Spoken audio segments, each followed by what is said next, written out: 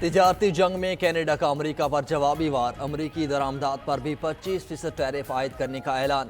وزیر اعظم Justin Trudeau کھل کر میدان میں آ گئے، کہتے ہیں کہ امریکہ نے اپنے قریبی اتحادیوں کے خلاف تجارتی جنگ چھیڑ دی۔ کینیڈا اور میکسیکو مل کر امریکہ کے خلاف حکمت عملی تیار کریں گے۔ کینیڈا سے امریکہ کو فینٹنائل کی سمگلنگ کے الزامات بے بنیاد ہیں۔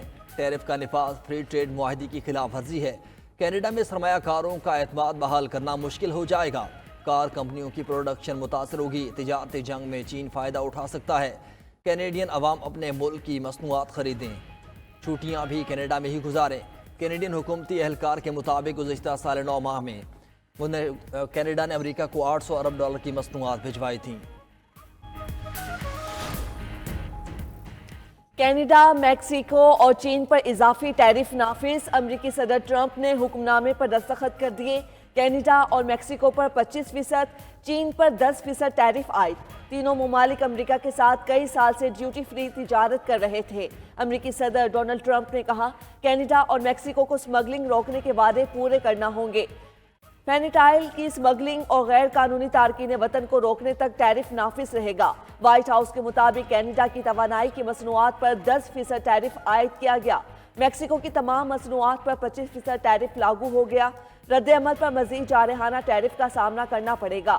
امریکی سینٹ میں اقلیتی رہنما چک شومر کی ٹیرف پالیسی پر تنقید، کہا امریکہ میں کھانے پینے کی اشیاء سمیت ہر چیز مہنگائی ہو جائے گی، لوگ کاروں کی فکر کر رہے ہیں۔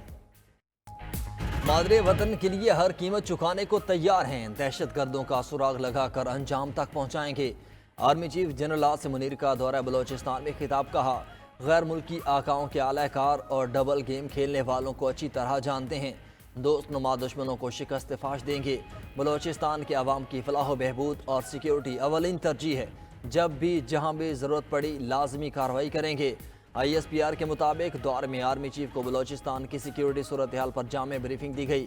سپاہ سالار کی FC کے شہید جوانوں کی نماز جنازہ میں شرکت، گورنر اور وزیر اعلیٰ بلوچستان بھی نماز جنازہ میں شریک ہوئے۔ آرمی چیف نے CMH کوئٹہ میں زخمی جوانوں کی عیادت کی۔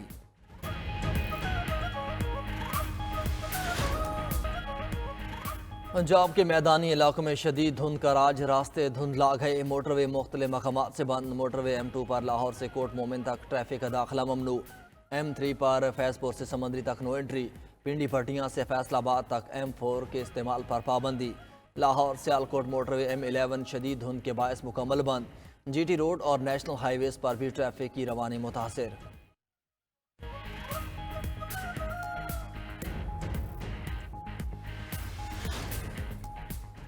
سندھ، پنجاب اور بلوچستان کے 3 ججز کا اسلام آباد ہائی کورٹ میں تبادلہ، لاہور ہائی کورٹ کے جسٹس سردار سرفراز ڈوگر اسلام آباد ہائی کورٹ میں تعینات۔ سندھ ہائی کورٹ کے جسٹس خادم حسین سومرو اور بلوچستان ہائی کورٹ کے جسٹس محمد آصف کا بھی اسلام آباد ہائی کورٹ تبادلہ کر دیا گیا۔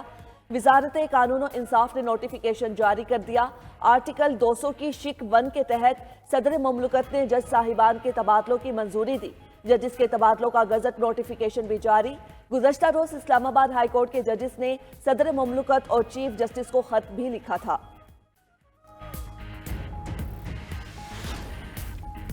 اسلام آباد بار کونسل کے دوسرے صوبوں سے ججز کے اسلام آباد ہائی کورٹ تبادلے کی مذمت، ججز کے تبادلوں پر مزاحمتی تحریک کا اعلان۔ آج دن 11 بجے ہنگامی اجلاس بھی طلب کر لیا۔ اسلام آباد ہائی کورٹ بار ایسوسی ایشن اور اسلام آباد ڈسٹرکٹ بار کے نمائندے بھی شریک ہوں گے۔ اعلامیے میں کہا گیا کہ فیصلہ علاقائی نمائندگی کی بنیادی اصولوں کے خلاف اور عدلیہ کی آزادی پر حملہ ہے۔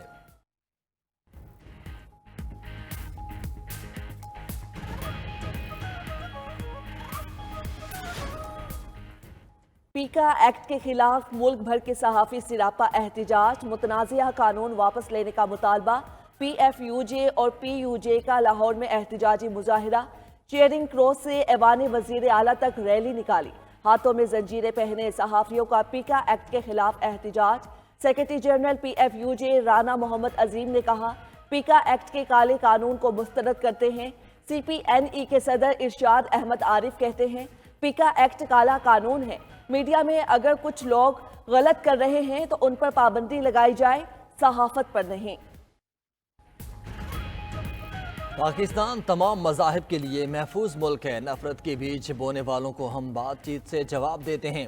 وزیر اعظم شہباز شریف کا عالمی ہفتہ برائے بین المذاہب ہم آہنگی پر پیغام کہا، مذہبی اسکالرز کمیونٹی رہنما اور شہری معاشرے میں مثبت کردار ادا کریں، باہمی برداشت اور تعاون کے اقدار کو اپنانے کی ترغیب دیں۔ وزیر اعظم کا بیلاروس کے صدر الیگزینڈر لوکاشینکو کو ٹیلی فون، صدارتی انتخابات میں کامیابی پر مبارکباد دی۔ دو طرفہ دوستانہ تعلقات کو مزید مضبوط بنانے کے عزم کا اعادہ۔ شہباز شریف نے کہا کہ وہ رواں برس منسک کے اپنے سرکاری دورے کے منتظر ہیں۔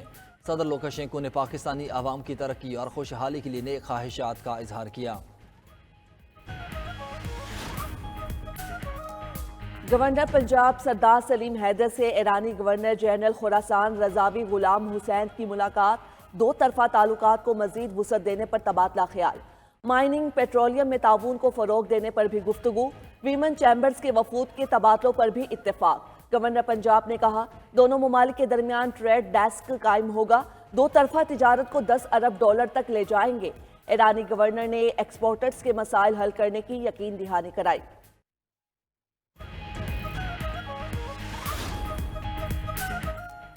آن لائن سرمایہ کاری کے نام پر پاکستانیوں سے بڑا فراڈ۔ IGIL نامی جعلی کمپنی نے کروڑوں کی رقم ہتھیا لی۔ پہلے سرمایہ کاروں کو بڑے خواب دکھائے، کروڑوں اکاؤنٹس میں جمع کروائے، پھر اچانک غائب ہو گئی۔ FIA نے فراڈ میں ملوث 2 چینی باشندے دھر لیے، 40 لاکھ روپے برآمد۔ 92 نیوز کا پروگرام خبر کیا ہے محکمہ ریلوے ملتان کا کارنامہ بھی سامنے لے آیا۔ رات کے وقت عارضی لیبر سے ٹریکس کی حفاظت کا انکشاف۔ 5 سال میں قومی خزانے کو 5.5 کروڑ کا نقصان۔ ادھر محکمہ زراعت سندھ کا ایکشن۔ کھاد اور بیج کی سمگلنگ کی سہولت کاری میں ملوث 18 افسران کو شو کاز جاری، ملازمت سے بھی برطرف کرنے کا فیصلہ۔ ایران کا جنگی جہازوں کو تباہ کرنے والے کروز میزائل کا کامیاب تجربہ۔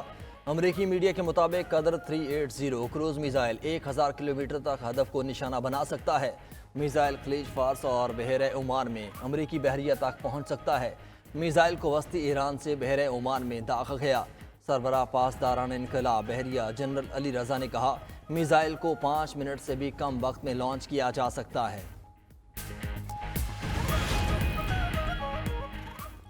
امریکہ کا صومالیہ میں داعش کے ٹھکانوں پر فضائی حملہ، متعدد دہشت گرد ہلاک۔ امریکی صدر ڈونلڈ ٹرمپ نے صومالیہ میں فضائی حملوں کی منظوری دی۔ ٹرمپ نے کہا، مارے گئے دہشت گرد امریکہ اور اتحادیوں کے لیے خطرہ تھے۔ فضائی حملے میں داعش کی اعلیٰ قیادت کو نشانہ بنایا، کسی شہری کو نقصان نہیں پہنچا۔ صومالیہ کے صدارتی دفتر نے کہا، امریکی حملے سے پیشگی آگاہ کر دیا گیا تھا۔ خانہ جنگی کے شکار سوڈان کے شہر امدرمان میں مارکیٹ پر بمباری، 54 افراد ہلاک، 158 زخمی ہو گئے۔ سوڈانی فوج کے ترجمان کے مطابق حملہ ریپڈ سپورٹ فورس نے کیا۔ مرنے والوں میں خواتین اور بچے بھی شامل ہیں۔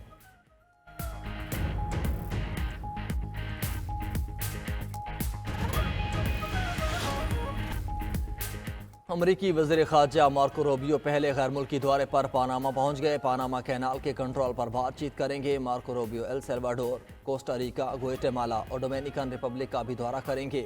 وسطی امریکی ممالک کے دورے کا مقصد چین کے اثر و رسوخ کو محدود کرنا ہے۔ وسطی امریکی ممالک کے رہنماؤں کے ساتھ امیگریشن پالیسی پر بھی بات چیت ہوگی۔